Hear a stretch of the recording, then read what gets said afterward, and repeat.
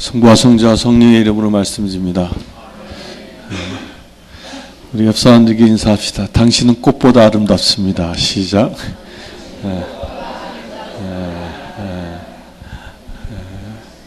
앞뒤 분들에게 인사합시다. 새해 복 많이 받으세요.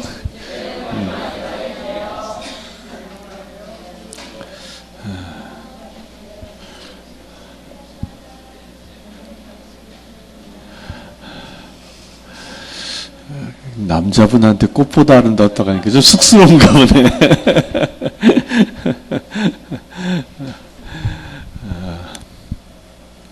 오늘은 룻기. 룻기는 구약의 이 전기처럼 쓰여진 글이죠.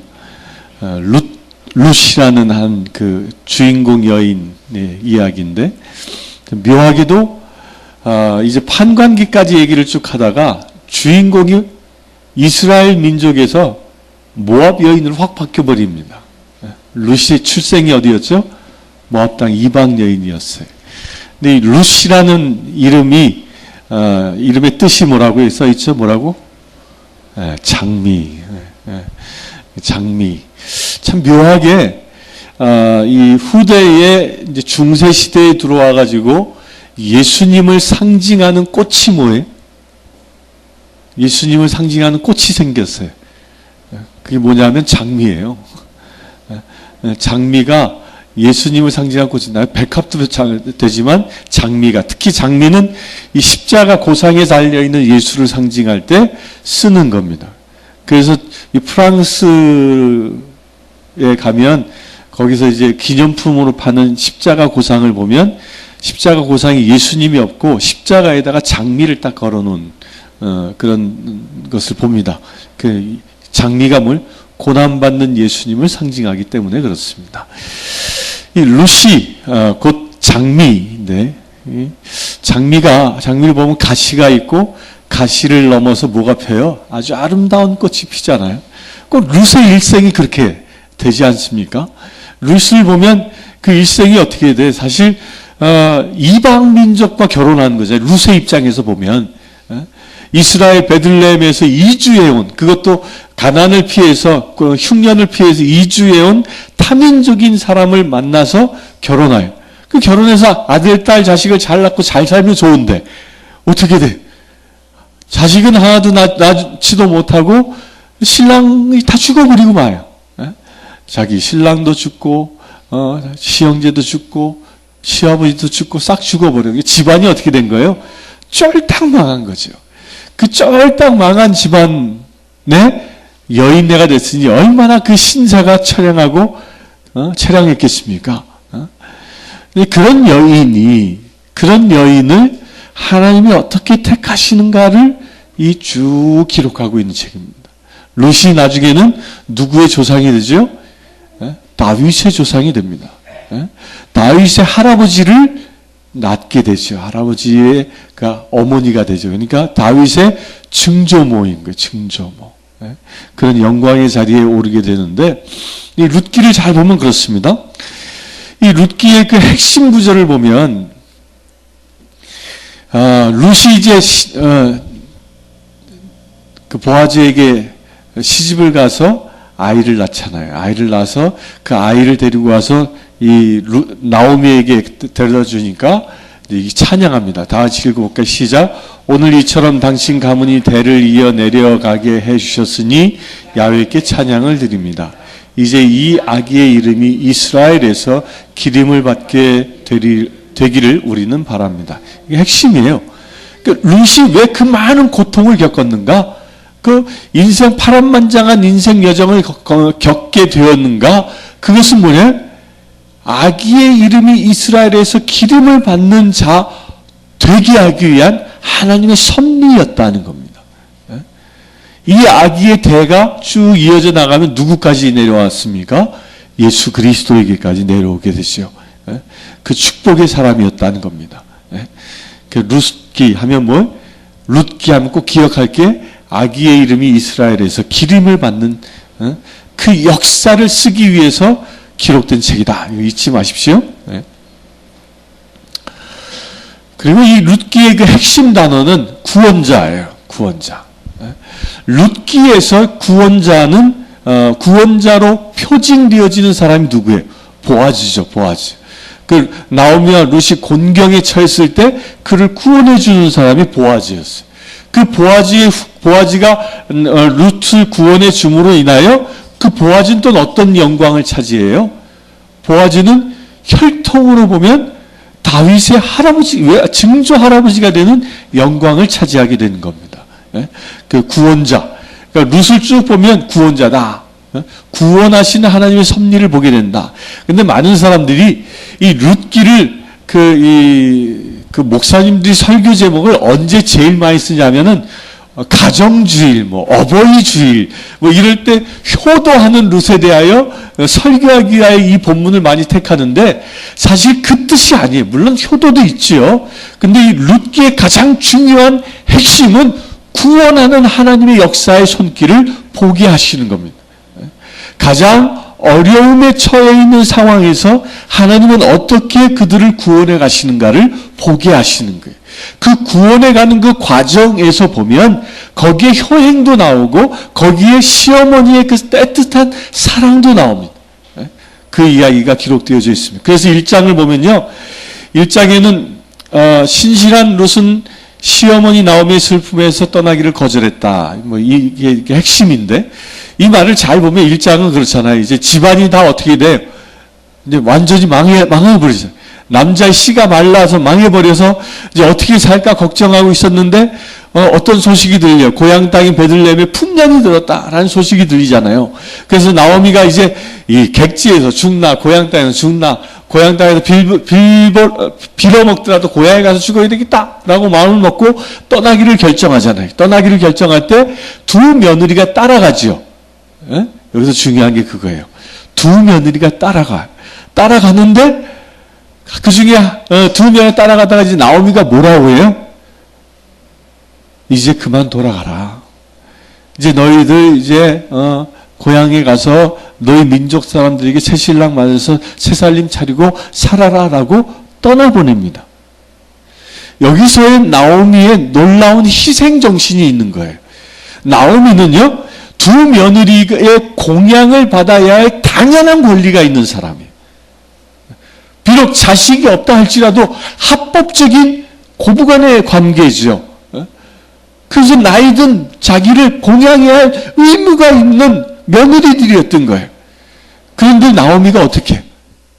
나오미가 먼저 그 며느리들에게 살 길을 찾아 떠나라고 권고하고 있다는 겁니다. 여기서 우리가 볼 수 있는 게 있죠. 꼭 이 사랑은요, 내리사랑이에요, 내리사랑. 근데 성경에서 보여주고 있는 사랑은요, 이 내리사랑을 보여주는데, 내리사랑이 친정엄마가 시집간 딸에게 보여주는 내리사랑이 아닌 거예요. 잘 보세요. 친정엄마가 시집간 딸에게 보여주는 내리사랑은요, 세상에서 당연시하는 사랑이에요. 근데 예나 지금이나 힘든 관계가 뭐예요? 고부간의 관계잖아, 이렇게. 야, 시어머니가 아무리 잘해줘도 섭섭한 게 꼭 며느리한테 있어. 또 며느리가 시어머니한테 아무리 잘한다 하더라도 섭섭한 게 꼭 그 시어머니 마음에 있는 게 고부간이잖아요. 그런데 이 나오미와 룻의 관계를 보면요, 이 나오미가 이 며느리에게 쓰는 마음을 보면 철저하게 누구의 입장에 서고 있다는 것을 보여주고 있어요. 자기의 입장에 서 있는 것이 아니라 며느리의 입장에서 며느리를 먼저 생각한다는 거예요. 이게 성경이 말하고 있는 내리사랑입니다. 우리 시어머니 되신 분들 기억하십시오. 철저하게 누구 입장에 서라? 며느리 입장에 서라. 이게 복받는 비결이기 때문에 그래요. 이 룻기에서 나와 있는 이 구원의 섭리, 그 가문에서 왕이 태어나고 그 가문에서 메시아 예수 그리스도가 태어나는 그 구원의 섭리 첫 단추가 뭐였어요? 첫 단추가 뭐였어요? 나오미가 며느리에게 보여준 그 내리사랑이었던 겁니다. 여러분들 기억하십시오. 여러분들의 가정이 세상을 구원하는 복받는 가정 되기를 원하십니까? 그럼 이걸 먼저 기억하십시오. 시어머니 된 내가 며느리 입장에서 먼저 생각하라는 거예요. 그럼 먼저 그들을 보살피라는 겁니다. 그런 가정이 뭐예요? 하늘의 축복을 받는 것입니다. 아멘. 시어머니 되신 분들이 아멘을 해야 되는데 남자들이 아멘하고 있네. 시어머니 되신 분들만 아멘. 그렇게 이제 배려를 하니까, 그러니까 그 배려를 받은 며느리들이 어떤 반응을 합니까? 그 오르바라는 며느리는 그 시어머니 사랑에 감격해요. 감격해서 어떻게 그 시어머니를 껴안고, 그리고 그냥 울며 불며 인사하고 그리고 떠나가. 근데 룻은 어떻게 합니까? 룻은 어떻게 하죠? 떠나가지 않아요. 뭐라고 하냐면, 어머니 가시는 곳에 저도 가겠으며 어머니 머무시는 곳에 저도 머물겠습니다. 어머니의 결례가 제 결례요. 하느님이 제 하느님이십니다. 어머님이 눈 감으시는 곳에서 저도 눈을 감고 어머니 곁에 같이 묻히렵니다. 죽음 밖에는 아무도 저를 어머니로부터 떼어놓을 수 없습니다. 놀라운 고백을 합니다. 여기서 이제 기억해야 할 며느리들의 정신인 거예요. 며느리 된 자는 기억하십시오. 그렇게 사랑받는 며느리는요, 뭐와 같이 하고자 하는 이 작심을 가져야 돼요. 날 사랑해주는 시어머니와 운명을 같이 한다는 각오가 있어야 된다는 거예요.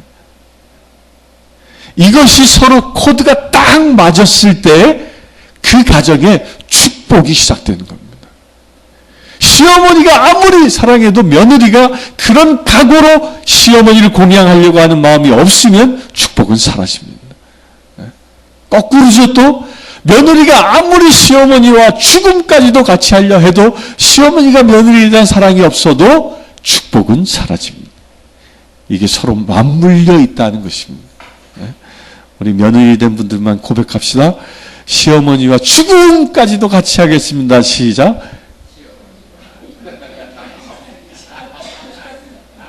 아멘. 이게 복받는 비결이에요. 이 룻기가 축복의 장이 되는 비밀이 이 두 사람의 관계의 고백에서부터 시작된다는 거예요. 이게 비밀이에요, 비밀. 우리 엘리자벳님 이제 나중에 며느리 보면 그렇게 하십시오. 안 됐지만 성경에는요, 시집간 딸을 사랑하라는 얘기 별로 없어. 카타리나 씨 미안합니다. 카타리나 씨는 시어머니한테 사랑받아야 돼, 이젠.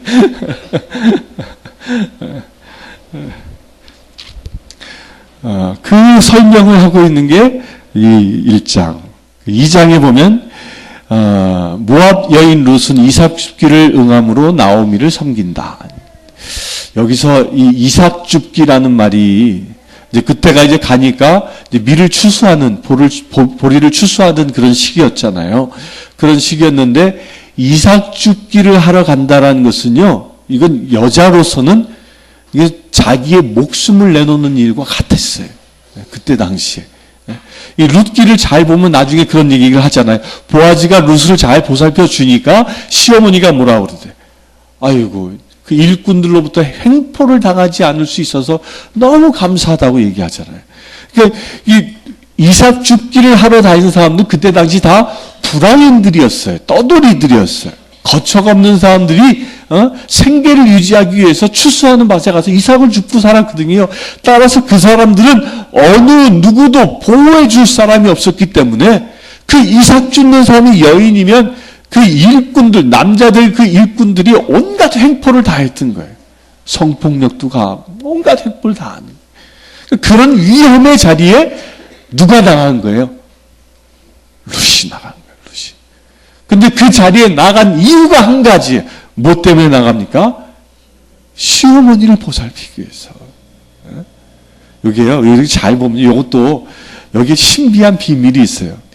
이 룻이 말이야, 룻이 자기 입장에서만 봤으면 이렇게 얘기할 수도 있었던 거예요. 시어머니, 어머니, 우리 이제 이 쌀떡이 이 쌀이 다 떨어졌는데 어떡하죠? 이제 이삭 죽기 철이 됐는데 이삭을 주스러 나가야 되는데 젊은 제가 나가면 일꾼들이 저를 괴롭힐 거고 그렇게 되면 어떡합니까? 너무 무서운데요. 그러니까 시어머니가 나가시면 안 될까요? 뭐 이렇게 얘기할 수도 있을 거 아니야.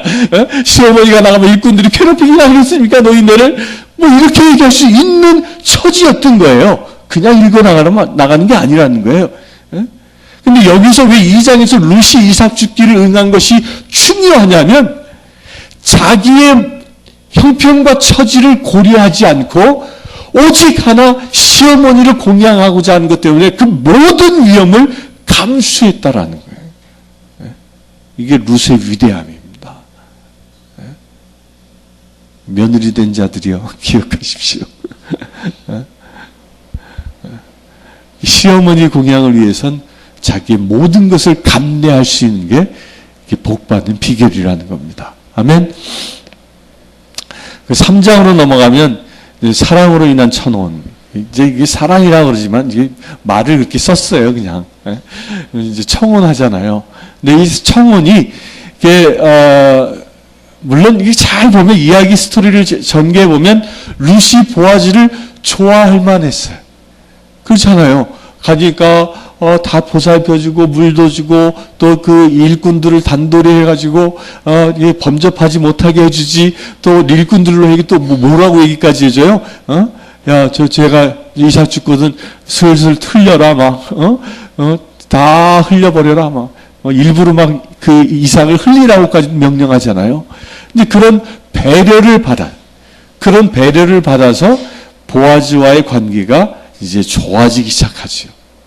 보아즈와 관계가. 근데 여기서 보아즈와 관계가 룻의 관계가 좋아지면서 나오미가 어떻게 해요? 나오미가 보아즈의 발치에 가서 누우라라고 얘기하잖아요. 그에게 시집가라는 얘기거든요. 근데 여기서 잘 보면요, 나오미가 룻을 보아즈에게 시집가라고 했을 때 룻의 반응은 1장의 반응과 전혀 다르게 나타납니다. 1장에서도 나오미는 똑같이 룻에게 뭐라고 했어요? 널 나 따라오지 말고 고향에 남아서 제가 해라 라고 했어요. 좋은 신랑 만나 잘 살아라고 얘기했는데 그때는 거절해 놓고 왜 보아즈에게 시집가라고 나오미가 권면했을 때 룻은 그것을 따랐을까? 그거 다 이상하지 않습니까? 그 왜 그랬을까? 여기엔 그때 당시에 중요한 법 때문에 그래요.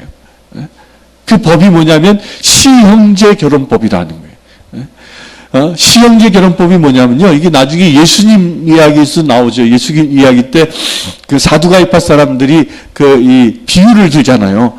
예수님 옛날에 이 여인 하나가 시집을 갔는데 남편이 아들을 낳지 못하고 죽었습니다. 그래서 둘째와 결혼해서 살았는데 그래도 낳지 못하고 또 둘째도 죽었습니다. 죽었습니다. 그럼 나중에 이 여인은 누구의 아내가 될까요? 라고 질문하잖아요. 그게 무슨 얘기냐면 그게 시형제 결혼법이라는 거예요. 이게 무슨 얘기냐면 이스라엘 사람들에게는 땅의 개념이 대단히 중요한 개념이에요. 땅은 사고 팔 수는 있지만 영구적으로 그 땅이 내가 그 땅을 샀다고 해서 자기의 것이 되지 않아요. 곧 무슨 얘기냐면 땅은 소유권을 이전할 수 없도록 하나님께서 만드셨거든요. 왜냐하면 그때 당시에는 노예라고 하는 신분은 땅이 없는 존재였기 때문에 그래요. 자기가 경작할 땅이 있는 사람들이 뭐예요? 자유인이었거든요. 그런데 사람이 살다 보면 형편이 어려워지면 땅을 팔 수도 있잖아요. 땅을 팔아도 나중에 그것을 무상으로 되돌려주게 만든 것이 하나님의 법이에요. 그게 희년법이라고 하죠. 우리 레위기, 민수기, 신명기를 쭉 읽으면서 보여진 거예요. 거기서 땅을 다시 되돌려주는 거죠. 근데 여기에서 그런 개념이 있는 거예요. 나오미가 룻에게 보아즈에게 시집가라는 이야기를 했을 때에 룻이 네 그렇게 하겠습니다 하고 순종하며 간 것은 다른 이유가 아니라 내 남편, 우리 시아버지가 남기고 간 그 땅, 지금은 형편과 처지가 어려워서 그걸 남에게 팔아서 다른 사람의 땅이지만 그 땅의 권리를 찾아줄 사람이 보아즈다라는 것으로 알아들었던 거예요. 무슨 얘기냐면 그 집안의 대가 끊겼잖아요. 나오미 집안의 대가 끊겼기 때문에 나오미 집안의 그 땅을 다시 찾아서 줄 사람이 없었던 거예요. 그런데 그 찾아서 줄 사람은 누구냐면 이제 그 룻의 그 남편으로부터 가장 가까운 친척과 결혼해서 아이를 낳게 되면 그 아이가 누구의 아이가 되는 거냐면 자기의 죽은 남편의 아이가 되는 거예요. 이게 이해가 돼요? 남편의 아이가 되는 거예요. 근데 그 남편의 아이가 되는 것만이 아니라 그래서 이제 보아지가 룻과 결혼해서 첫 아이를 낳아서 아들을 낳았다 그러면 어디로 보냈어요? 나오미에게 보냈잖아요. 이제 그 얘기인 거예요. 근데 아들만 낳아서 보내는 게 아니라 뭐까지도 해줘야 되냐면 아들을 낳아서 대를 잇게 해주었으면 그 집안이 가지고 있었던 땅을 자기가 사서 그 자기가 낳은 아들에게 주어서 돌려보내야 하는 거예요. 이게 시형제 결혼법이라는 거예요. 이게 나오미가 룻에게 시집가라고 이제 보아즈에게 시집가라고 했을 때 알아차렸던 것이 바로 이겁니다. 룻이 그렇구나. 어머니가 우리 집안에 대를 잇기를 원하시는 거구나. 우리 집안에 잃어버린 재산을 다시 찾기를 원하시는구나. 그 법정신에 그가 순종하고 시집가기를 결정하는 거죠. 근데 이게 룻기에 숨어있는 비밀입니다. 근데 그래서 룻이 보아즈에게 시집을 가지 않습니까? 근데 이제 시집을 가는데 과정이 또 있어요. 그 과정이 보아즈가 잘 보니까 이게 웬 발치에 여인네가 자고 있어. 보니까 룻이야. 그러니까 보아즈도 싫지는 않았던 거겠지. 룻이야. 야, 내가 그 사정을 이제 금방 눈치채고 알아들었잖아요. 그런데 내가 너를 데려다가 장가 들기에는 나보다 너에게 더 가까운 친척이 있다. 그러니까 그의 허락을 얻어야 된다. 그래서 성마루에 올라가가지고 그를 불러서 다짐을 받죠. 그 다짐을 받을 때 그 먼 친척이 어떤 표징을 해요? 처음에는 어떻게 해요? 너 룻을 취해서 장가 갈래? 그러니까 시구고 그래 갈게. 룻이 이게 미모가 괜찮았던 것 같아. 그러니까 혹해가지고 너 장가 갈게. 그런단 말이에요. 그러고 나서 이어서 얘기하잖아요. 그래, 너 그 장가 가면 이제 그 룻 집안에 잃어버린 그 땅을 다 네가 이제 보상해서 그 아들을 낳으면 변상해 줘야 되는데 그러니까 어떻게? 이게 손해거든. 이쁜 아내 얻는 거 좋지만 재산상 손해가 크거든. 그러니까 포기한단 말이에요. 그 포기했을 때 포기한 징표로 이 먼 친척이 어떻게 하죠? 신발을 벗어서 주죠. 이게 무슨 표시라고요? 그때 당시 신발을 벗어준다는 것은 내가 가진 모든 권한을 당신에게 포기하겠다라고 선언하는 겁니다. 신발을 벗는 게 성경에는 또 두 군데 더 나와요. 어디서 나오죠? 우리가 지금까지 읽어왔잖아요. 출애굽기에 보면 모세가 하나님께서 네가 서 있는 땅은 거룩한 곳이니 그것을 신을 벗어라 라고 얘기하죠. 그때 모세가 신을 싹 벗는 순간 무엇을 깨달은 거예요? 네가 가지고 있는 모든 권리를 포기하라 라는 말로 깨달은 거예요. 또 나오죠. 또 신을 벗는 이야기가 또 나와요. 어디서 나오죠? 여호수아에서 나오잖아요. 여호수아가 이제 여리고성 점령을 앞두고 두려움에서 광야에서 기도하고 있을 때 그때 똑같은 얘기를 합니다. 신을 벗어라. 그건 뭘 얘기하고 있는 거예요? 네가 가지고 있는 모든 두려움, 모든 아픔, 모든 권리, 그 모든 걸 다 내려놓아라 라고 명령하고 있는 거예요. 그 말씀에 순종했을 때 모세는 이스라엘을 출애굽시키는 위대한 지도자가 되어지고 여호수아는 여리고성을 무너뜨리려고 가나안 땅을 점령하는 놀라운 사역자로 쓰임받는 겁니다. 권리를 포기하는 것이.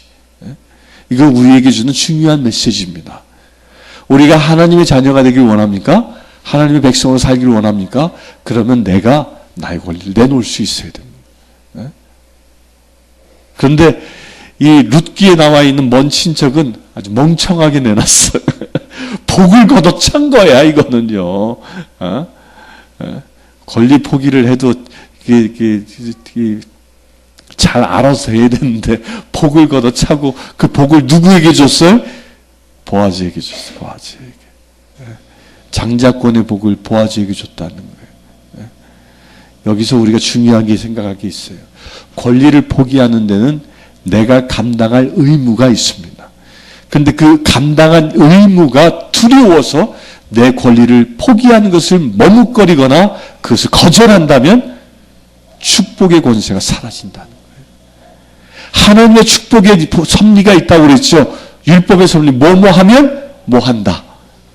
내가 가진 권리를 포기하고 그 의무를 다하면 하나님이 축복하신다는 거예요. 그 축복을 누가 받은 거예요? 보아즈가 받은 거예요. 보아즈가.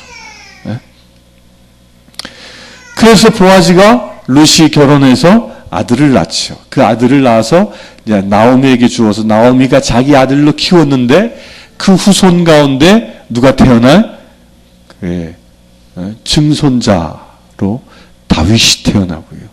다윗은 이스라엘의 위대한 왕이 되어지고 또한 수천 년이 지나고 나서는 그 후손 가운데 예수님이 태어나는 축복의 가문이 되어집니다. 명심하십시오. 우리가 할 의무를 다할 때 보아즈처럼 위대한 인물로 쓰임받을 수 있게 되어진다는 겁니다. 우리가 신앙생활할 때 내가 진정 다해야 할 의무가 무엇인지 한번 생각해 봅시다. 또한 우리가 가정생활할 때 내가 내 위치에서 우리의 가족들을 위하여 내가 다해야 할 의무가 무엇인지도 생각해 봅시다. 그것을 진정 다할 때 나오미, 보아즈, 룻처럼 세상에서 크게 쓰임받는 귀한 가정 되어질 줄 믿습니다. 성부와 성자 성령의 이름으로 말씀드렸습니다.